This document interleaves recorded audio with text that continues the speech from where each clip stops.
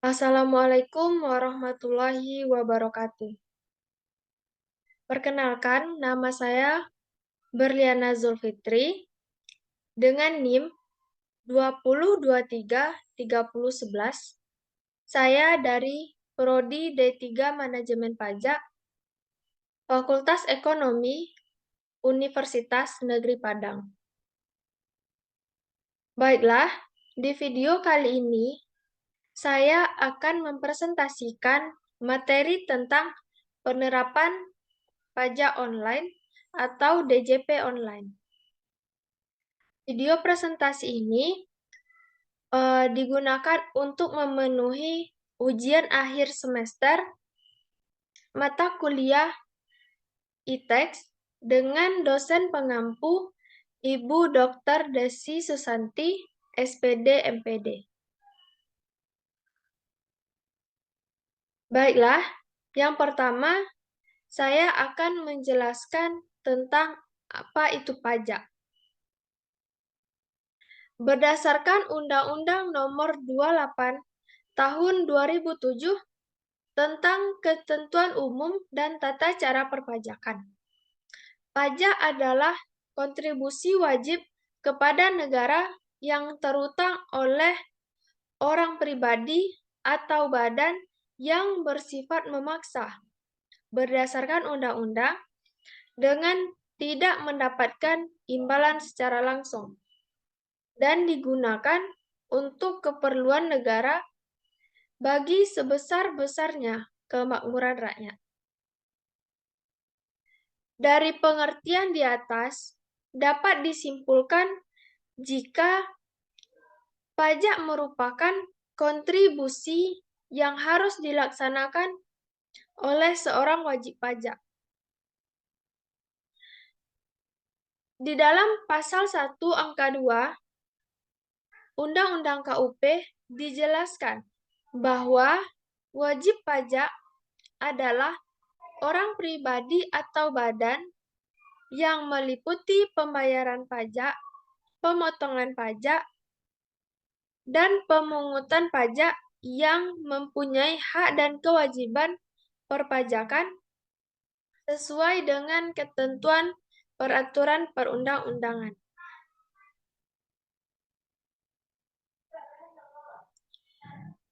Selanjutnya, saya akan menjelaskan tentang pajak online atau DJP online. Pajak online adalah sistem elektronik yang disediakan oleh Dirjen Pajak atau Direktorat Jenderal Pajak atau pihak berwenang lainnya yang bekerja sama dengan DJP. Sementara itu, Direktorat Jenderal Pajak Online adalah situs milik Direktorat Jenderal Pajak yang berisi berbagai macam aplikasi yang dapat digunakan dalam bidang perpajakan. Selanjutnya, yaitu sejarah dari Direktorat Jenderal Pajak Online. Sebelum situs DJP online dapat digunakan oleh wajib pajak, pemerintah menyediakan aplikasi perpajakan, baik itu untuk melaporkan pajak maupun mengakses sistem billing di alamat situs yang terpisah. Namun, sejak modul penerimaan negara generasi 2 atau MPNG 2 diluncurkan, Direktorat Jenderal Pajak mengintegrasikan seluruh aplikasi perpajakan, baik e-filing dan e-billing, ke dalam situs DJP online. Website ini baru diluncurkan pada tahun 2014. Di tahun yang sama, dengan diluncurkannya layanan e-filing milik pemerintah, sedangkan sekarang situs-situs aplikasi perpajakan milik pemerintah seperti SSE, pajak dan e-filing pajak sudah tidak dapat diakses lagi karena telah dinonaktifkan.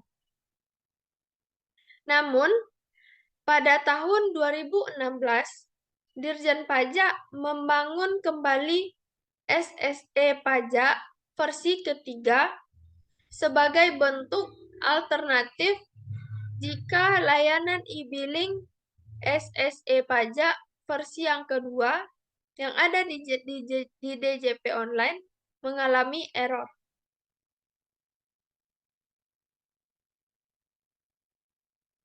Selanjutnya, saya akan menjelaskan tujuan dari DJP Online. Yang pertama, DJP Online ini dapat memberikan fasilitas kepada wajib pajak untuk melaporkan surat pemberitahuan atau SPT pajak atau pembayaran pajak secara online dengan menggunakan aplikasi e-filing dan e-billing pajak. Yang kedua, tujuan dari DJP Online yaitu untuk dapat mempermudah pelayanan pajak. Selanjutnya, saya akan menjelaskan tentang fungsi DJP Online.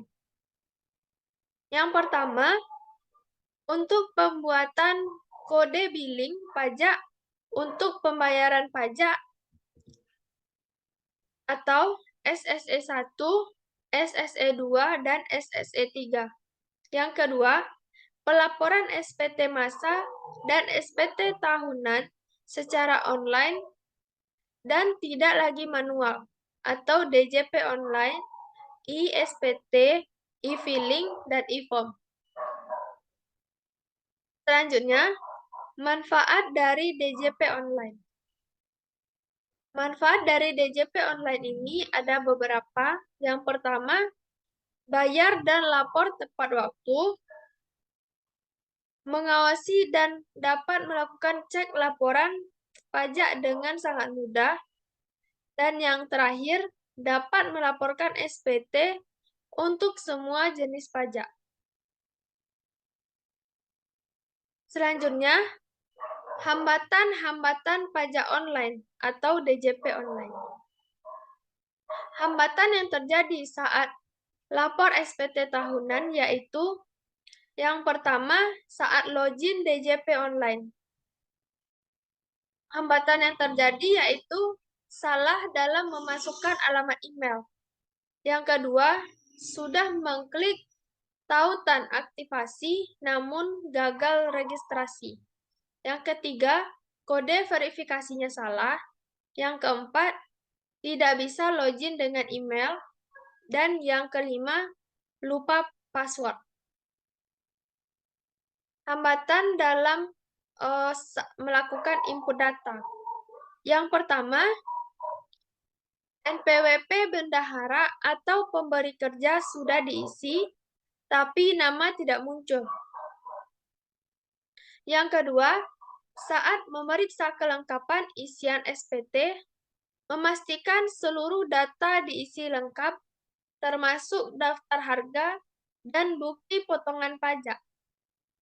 Yang ketiga, saat melakukan perubahan atau penambahan data SPT yang sudah dikirim.